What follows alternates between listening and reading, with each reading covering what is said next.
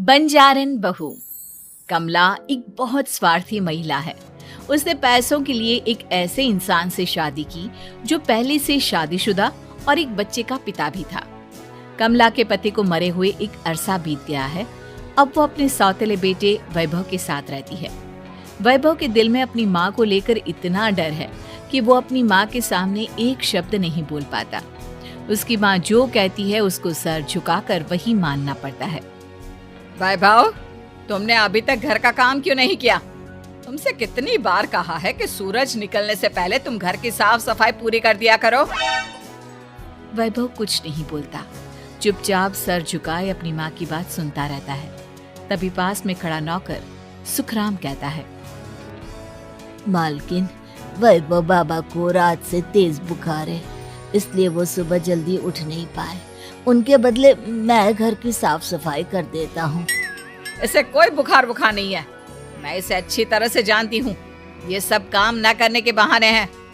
सुखराम काका, बोल दो इसे, सारे घर का काम यही करेगा। और इससे समय पर अपना काम पूरा नहीं किया तो इससे आज का खाना भी नहीं मिलेगा। मगर मालकिन, वैभव बाबा की सच में ही तबीयत खराब है, आप एक बार देख तो लीजिए। कमला बिना कुछ बोले वहां से चली गई और बेचारा वैभव तेज बुखार में भी काम करता रहा।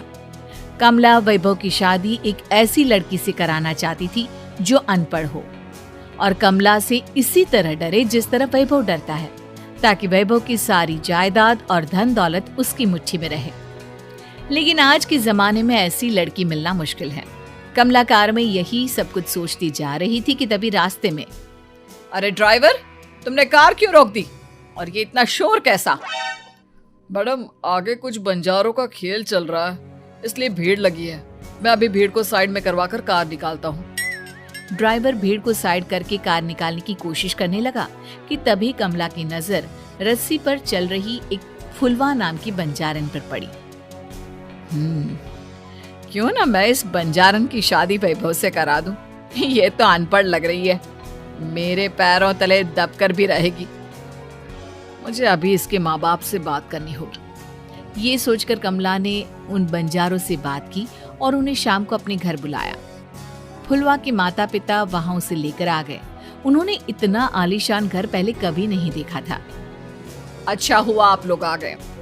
देखिए, मुझे घुमा फिरा कर बात करने की आदत नहीं है, इसलिए सीधे सीधे मुद्दे पर आती हूँ। मुझे आपकी बेटी बहुत पसंद है। मैं अपने इकलौते बेटे की शादी आपकी बेटी फुलवा से कराना चाहती हूँ। इसके बदले में आप जो चाहो वो ले सकती है। तभी फुलवा की माँ कहती है, ये क्या कह रही है मैम साहब? कहीं आप हमारी गरीबी का मजाक तो नहीं उड़ा रही ना? आप मेरे बेटे से मिल लो। अगर आपको मेरा बेटा पसंद आता है तो मैं कल से ही शादी की तैयारी शुरू कर दूंगी। सुखराम, वैभव को लेकर आओ। फुलवा अपनी माँ के कान में फुसफुसाती है, माँ, कहीं इस मेम साहब का छोरा पागल तो ना है? फुलवा अपनी माँ से बात कर रही होती है कि वैभव वहां आता है। फुलवा उसे देखती ही रह जाती है और उसके माता पिता उसकी शादी तय कर देते हैं। शादी वाले दिन किसी को फुलवा और वैभव की बेमेल विवाह की बात समझ में नहीं आती। फिर भी एक औरत कमला से पूछ ही लेती है, कमला जी, आपने अपने इकलौते बेटे की शादी देहाती गवार से क्यों करा दी? ये बंजारन आपके घर की बहू बनने लायक तो नहीं है। कम से कम अपने स्टेटस का ही ख्याल कर लिया होता। बहू तो अपने टक्कर की लाती, आपने तो बंजारन को ही बहू बना लिया। अब कमला को समझ में नहीं आ रहा था कि इस बात का क्या जवाब दे।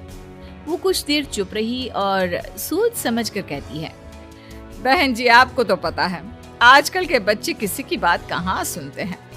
मैं तो अपनी बहू एक पढ़ी लिखी और अपनी सोसाइटी की ही ढूंढ रही थी। लेकिन मेरे बेटे ने मेरे सामने इस बंजारन को लाकर खड़ा कर दिया। बोला कि मैं शादी करूंगा तो इसी से। अब भला मैं क्या करती, मुझे अपने बेटे के सामने झुकना ही पड़ा। कमला की ये बातें सुखराम भी सुन रहा था।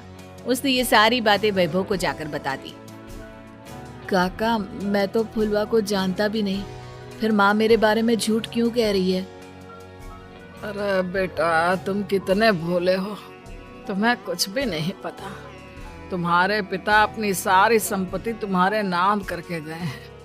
तुम्हारी माँ नहीं चाहती कि ये संपत्ति तुम्हें मिले, इसलिए उन्होंने तुम्हारी अनपढ़ लड़की से शादी करवाई ताकि तुम्हारी तरह वो भी अपने हक के लिए आवाज ना उठा सके। सुखराम काका, मैं क्या करूं, आप ही बताओ।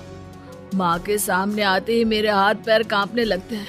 मैं माँ को कुछ भी नहीं कह पाता। वे दोनों बात कर ही रहे थे कि अचानक कमला वहां आ गई। कमला को देखकर दोनों घबरा गए। तुम दोनों फिर कभी बातें कर लेना, अभी फेरों का समय हो गया है, चलो जल्दी आओ। इस तरह फुलवा और वैभव की शादी हो गई। अगले दिन कमला ने फुलवा को बुलाया और उसे नसीहत देने लगी। देख बंजारन, तुझे मैंने अपनी बहू बना तो लिया है, लेकिन तुझे इस घर में आँख कान मुंह बंद करके रहना होगा। घर का काम कर और अपने पति से मतलब रख, समझी? कमला का ऐसा रवैया फुलवा को बिल्कुल समझ में नहीं आया। उसने वैभव से इस बारे में बात की। सुनिए ना, माँ जी ने जिस तरह मुझसे बात की मुझे अच्छा नहीं लगा। शादी से पहले तो वो मुझसे बहुत अच्छे से बात कर रही थी, लेकिन शादी के बाद उन्हें क्या हो गया? तुम ज्यादा मत सोचो, जैसा माँ कहती है वैसा ही करो। ये कहकर वैभव वहां से चला गया। अगले दिन वैभव को घर के नौकरों की तरह काम करता देख फुलवा को बहुत हैरानी हुई। फुलवा ने इस बारे में सुखराम काका से बात की तो सुखराम काका ने फुलवा को सारी बात बता दी। अब फुलवा को समझ में आ गया कि उसकी सास ने एक बंजारन को बहू क्यों बनाया। एक दिन वैभव घर का काम कर रहा था, तभी उससे कांच की प्लेट टूट गई। किसने गिराई ये कांच की प्लेट? वैभव को वहां खड़ा देख कमला ने छड़ी से उसे मारना शुरू कर दिया। उसके पैर में कांच चुभ गया और खून बहने लगा, लेकिन फिर भी कमला उसे मारे जा रही थी। ये देखकर फुलवा ने कमला के हाथ से छड़ी छीन ली और तोड़कर फेंक दी। बंजारन, तेरी इतनी हिम्मत, तूने मेरे हाथ से छड़ी छीनी? कमला फुलवा को थप्पड़ मारने ही वाली थी कि फुलवा उसका हाथ पकड़ लेती है। ओ सस माँ, मैंने मॉम की गुड़िया ना समझ लियो। बंजारन हो बंजारन, ईंट का जवाब पत्थर से देना जानती हूँ। आज के बाद मेरे या वैभव जी के ऊपर हाथ उठाने की सोचियो भी ना, समझी ससु माँ? ये कहकर फुलवा वैभव को लेकर वहां से चली गई। उसने वैभव के पैर पर पट्टी बांधी, उसके आंसू पोंछे। वैभव ने पहली बार किसी के दिल में अपने लिए इतना प्यार महसूस किया। अब फुलवा वैभव का हर काम में हाथ बटाती, उसका बहुत ख्याल रखती। इस तरह दोनों बहुत ज्यादा नजदीक आ गए।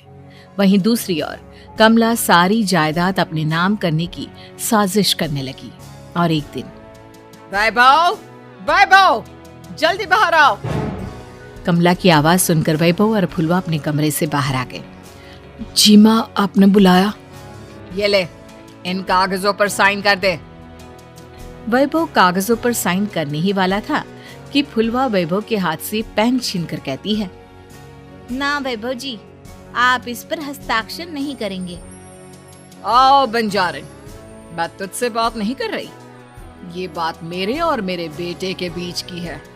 चुपचाप पेन दे दे, नहीं तो तेरी खाल उधेड़ लूंगी।